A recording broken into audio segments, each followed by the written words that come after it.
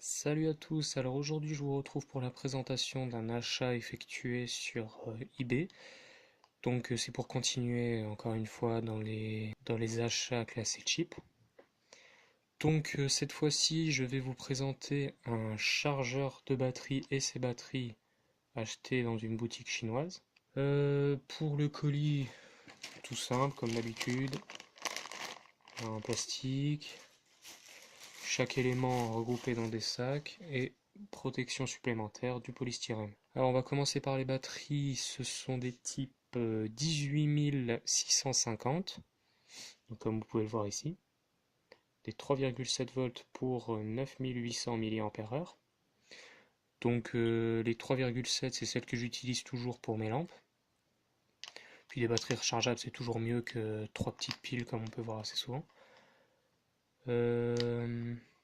9800 mAh, c'est un peu plus que celle que j'ai d'habitude, donc je regarderai, je ferai attention à ce qu'il n'y ait pas de défaut, enfin je regarderai.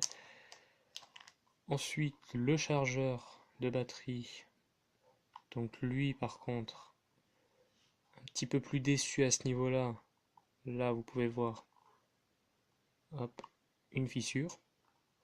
La vis ici, mal vissée, donc je pense que le pas de vis doit être pété à l'intérieur, ou alors ça a mal été fait. Donc une fissure, la vis, 3 LED sur 4 qui ont été déchaussées de leur emplacement. Bon, celle-ci c'est la seule qui est en état. Mais ça n'a pas l'air de jouer. Hop là. Attendez.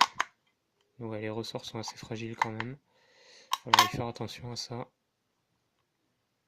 Ouais, ils sont pas très solides.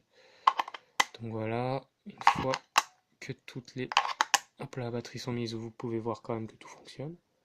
Donc je pense qu'il n'y aura pas de souci à ce niveau-là. Donc voilà, la marque des batteries que je ne connaissais pas d'ailleurs, c'est GTF. Donc sûrement une marque japonaise ou chinoise. Là je vois marqué LED Flashlight Expert, mais bon, ça doit être un peu écrit sur tout et n'importe quoi de nos jours. Au niveau du câble, attendez. Bon, ils font quand même leur taf, les petits ressorts. Il suffit juste de placer les batteries comme il faut. Voilà. Bon, voilà le chargeur. Là, pour le coup, on peut dire que c'est du plastique cheap. Donc, ce que je vais faire, c'est que je vais tester une des batteries au hasard sur une de mes lampes et on va voir la différence avec une batterie que j'avais déjà. Donc voilà, on se retrouve. Donc, je vais faire un test comparatif vu que j'ai 3 batteries différentes, mais la seule différence en fait, c'est les milliampères-heure. Donc, on va voir s'il y a une réelle différence.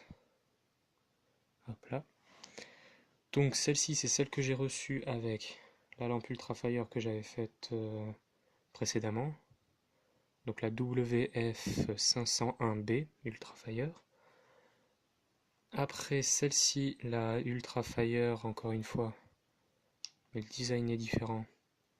Celle-ci, c'est celle que j'avais, je crois que je l'avais reçue avec cette lampe-là qui est aussi une Ultrafire, mais une copie. Donc la XML-T6. Donc on va faire un test avec ces deux lampes, mais avec les 3 batteries différentes.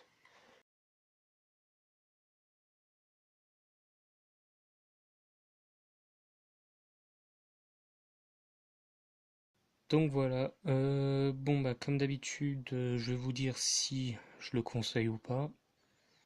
Bon, on va dire que c'est du 50-50 parce que les batteries sont au top, mais le chargeur a un défaut.